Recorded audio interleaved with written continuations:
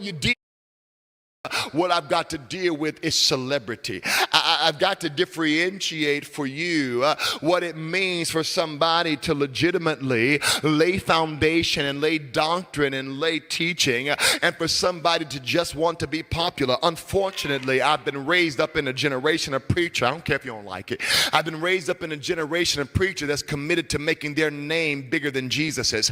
They've been committed to making and extending their brain or their name or their brand bigger than the gospel, and you fools follow it. You love to see it. You love when black men get big and popular. No matter what they're saying, you critique their doctrine not.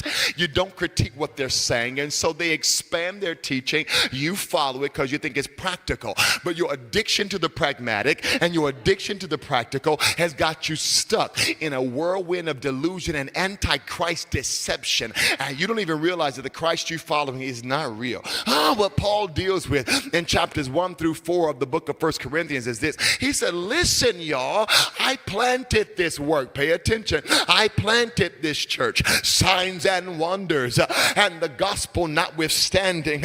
But my problem is I looked on Facebook and I looked on YouTube and I found out that y'all were fighting with each other. Here we go. Because some of you wanted Paul and some of you wanted Apollos and some of you wanted Peter. What you did was you camped out around the name of a man, and you camped out around the name and the brand of a style, and you started to pivot them against each other, not knowing that it was the same Christ that called all of them. I know you want me to turn my plow.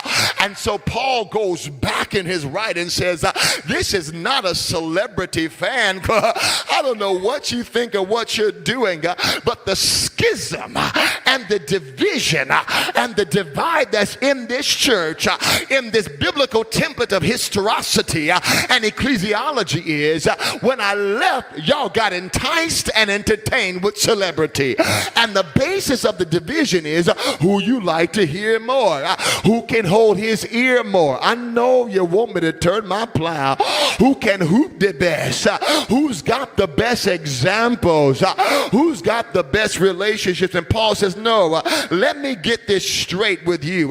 If you are one of those people in the church at Corinth and your idea of Christianity is the voice you get to say is your favorite, and you make that an argument in the congregation, what's going to happen is you're going to end up giving birth with what I deal with in chapters 5 through 7. Pay attention. He goes from dealing with division and celebrity and the crave for popularity in 1 through 4.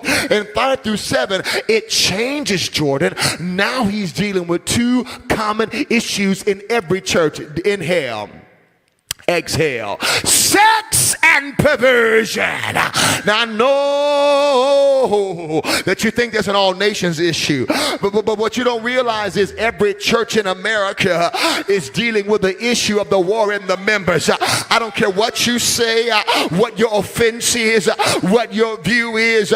I could name thousands of churches that are dealing with the war in the members. They wear it differently, they walk it out differently, they address it differently.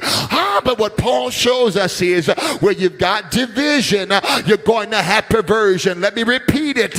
Where you've got division, you're going to have perversion. There is no separation between the two. The reason perversion can breed is because there's this gravitational pull and there's this magnetization towards personality. This is exactly why we are done with personality-driven ministry in this church. Ain't no more flyers. I'm working in here. Ain't no more announcements. Ain't no more celebrity. Either you're going to serve and not be seen, or you're not going to serve at all.